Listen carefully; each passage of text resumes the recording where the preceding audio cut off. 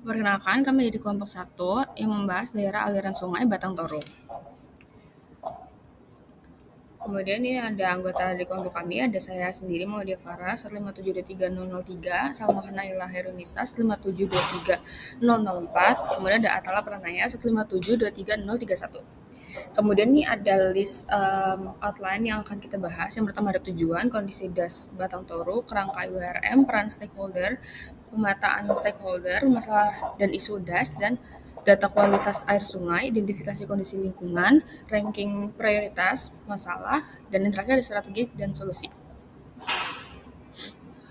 Kemudian ini ada tujuan dari identifikasi DAS ini. Yang pertama ada memahami peran dan tanggung jawab setiap stakeholder, yaitu ada pemerintah, industri, dan masyarakat.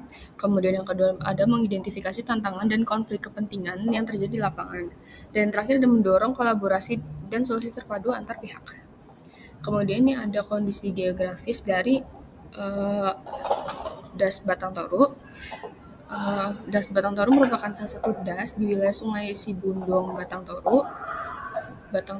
Secara administratif, lokasi yang ditinjau berada di Kecamatan Tarutung, Kabupaten Tapanuli Utara. Kemudian untuk titik koordinatnya bisa dilihat di slide. Kemudian ada iklim di DAS Batang Toru termasuk tipe iklim A dengan curah hujan rata-rata per tahun 3.325 mm dengan nilai debit sebesar 2,36%. Kemudian suhu udara rata-rata berkisar antara 20 derajat Celcius sampai 28 derajat Celcius. Kemudian ada kelembapan udara rata-rata 85%. Kemudian untuk wilayah hulu dibatasi oleh Tapanuli Utara.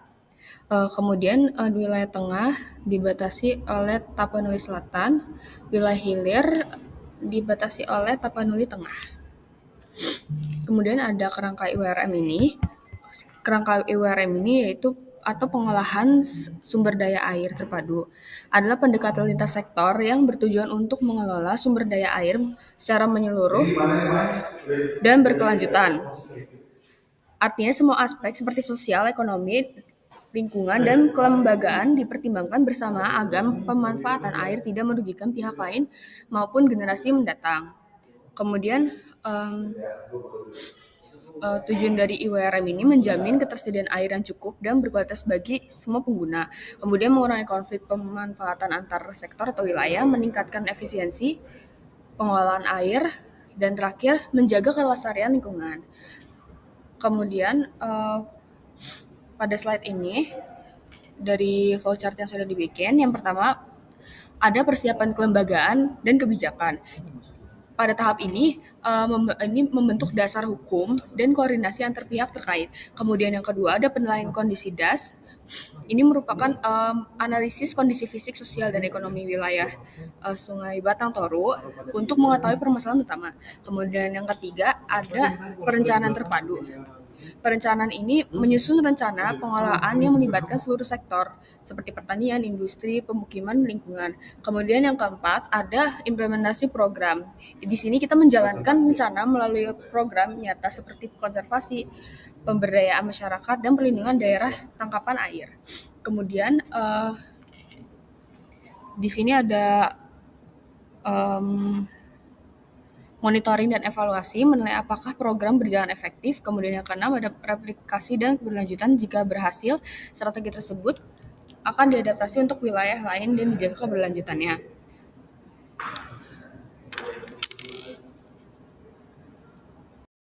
Baik, selanjutnya di sini ada peran stakeholder, di mana di situ ada beberapa stakeholder, yaitu ada pihak individu ataupun kelompok. Mereka itu memiliki kepentingan dalam sebuah organisasi dan dapat mempengaruhi atau dipengaruhi oleh tindakan, keputusan, serta tujuan organisasi tersebut. Di sini kami ada 3 stakeholder. Yang pertama ada pemerintah, di mana pemerintah ini berperan sebagai pengarah dan pengendali utama dalam pengelolaan daerah aliran Sungai Batang Toru.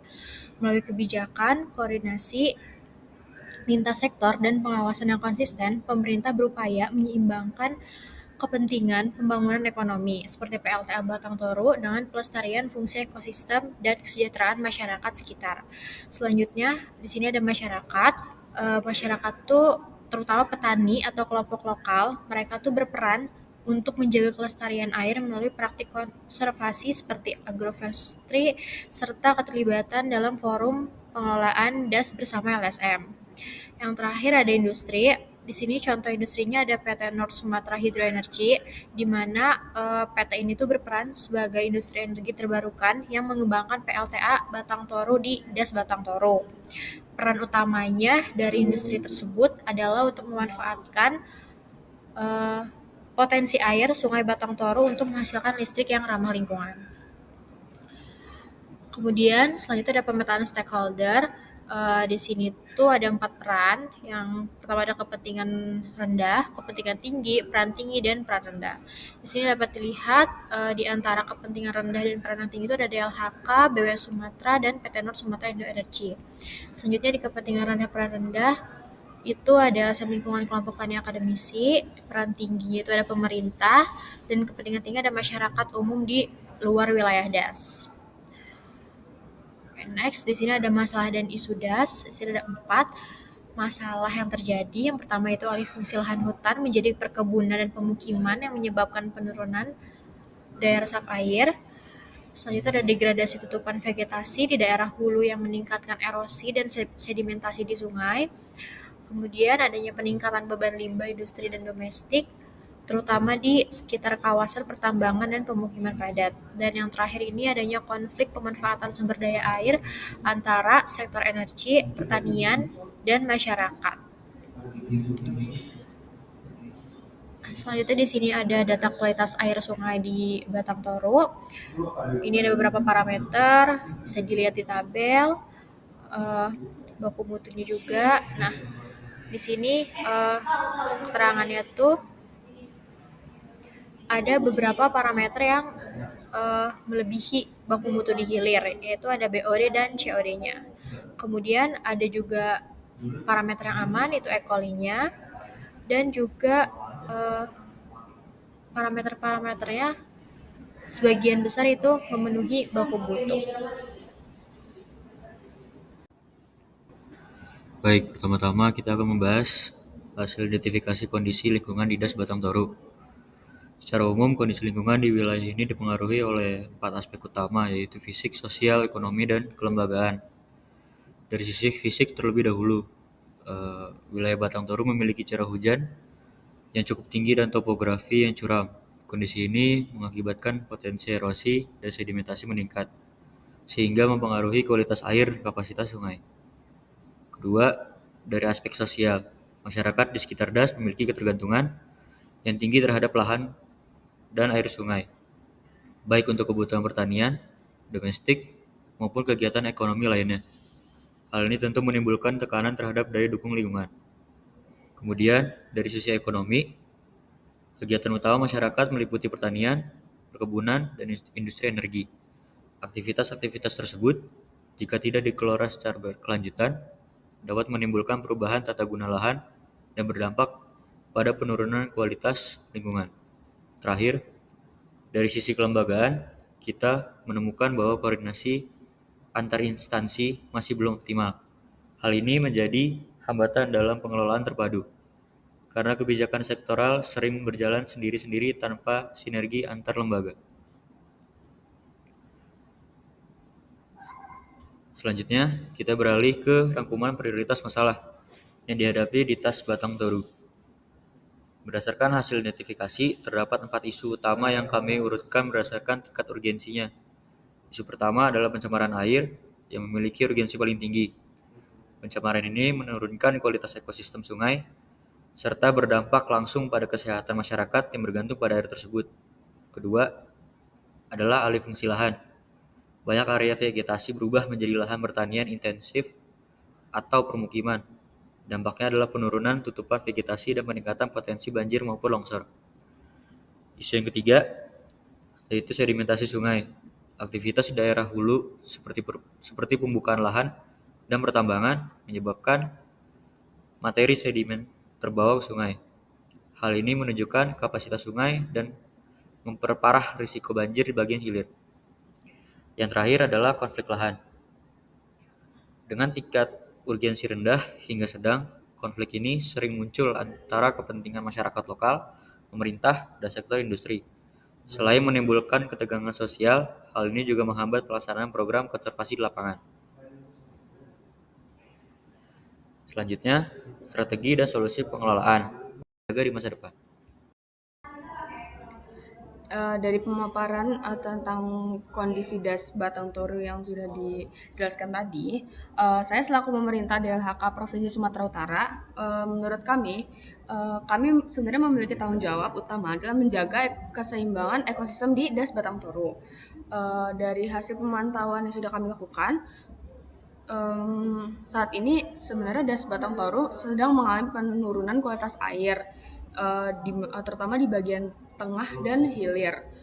Kemudian hasil tersebut berdasarkan BUD dan TSS yang mengalami peningkatan akibat aktivitas domestik dan industri. Kemudian solusi dari kami yaitu kami telah memperkuat pengawasan terhadap sumber pencemaran, kemudian melaksanakan program rehabilitas lahan kritis, serta melakukan penegakan hukum lingkungan. Kemudian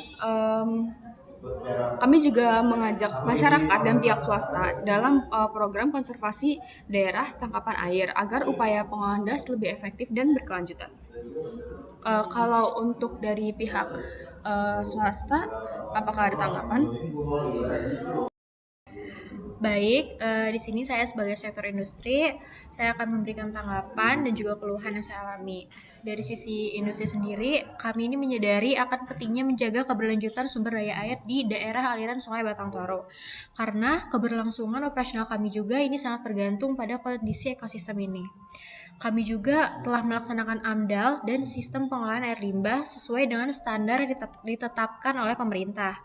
Selain itu, kami pun menjalankan beberapa program dengan tanggung jawab sosial perusahaan seperti konservasi lahan sekitar atau operasional dan penanaman pohon kembali serta program pemberdayaan masyarakat melalui pelatihan pertanian berkelanjutan dan pengembangan ekonomi lokal. Kami pun terbuka untuk bekerja sama dengan masyarakat dan pemerintah dalam bentuk monitoring bersama kualitas air sungai serta pemulihan daerah sempadan agar manfaatnya dapat dirasakan oleh semua pihak. Baik, dari masyarakat, apakah ada tanggapan dan ada keluhan lainnya? Saya selaku dari masyarakat yang tinggal di sekitar Das Batang Toru sangat merasakan langsung dampak perubahan kualitas air. Sungai ini menjadi sumber air utama bagi pertanian, perikanan, dan kebutuhan rumah tangga. Dalam beberapa tahun terakhir, kami melihat peningkatan kekeruhan air, terutama saat musim hujan. Kami sadar, sebagian penyebabnya berasal dari aktivitas kami sendiri, seperti pembukaan lahan miring dan pembuangan limbah rumah tangga ke aliran sungai.